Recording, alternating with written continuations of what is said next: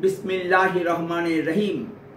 প্রিয় দেশবাসী, আসসালামু আলাইকুম। আমি সামিউল প্রধান রহমতে রাব্বানা থেকে বলছি।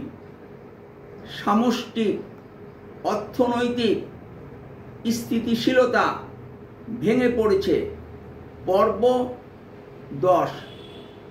1947 সালের দেশ বিভাগের পর থেকে মন্ত্রণালয়, বিভাগ, অধিদপ্তর, পরিদপ্তর, কর্মকর্তা ও কর্মচারীদের হিসাবে সরকারের আকার, মেটামরফোসিস অফ গভর্নমেন্ট বেড়েছে।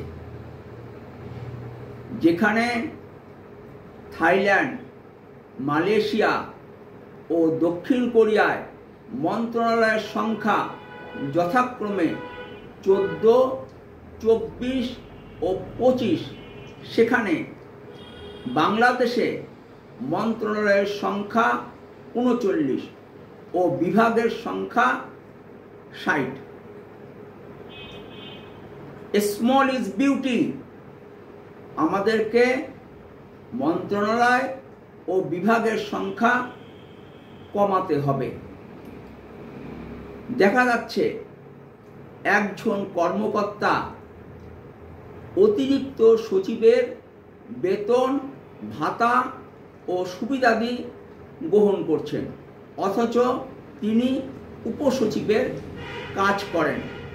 আবার একজন কর্মকর্তা অতি শীঘ্রই অবসরে যাবেন, তা সত্ত্বেও তাকে প্রশিক্ষণের জন্য বিদেশে পাঠানো হচ্ছে। এসব অপ্রয়োজনীয়তা পরিহার করতে হবে। চলবে, ভালো থাকবেন ও রাজনীতির আড্ডাখানা রহমতে রাব্বানায় বেড়াতে আসবেন। ফি আমানিল্লাহ। আল্লাহ হাফেজ।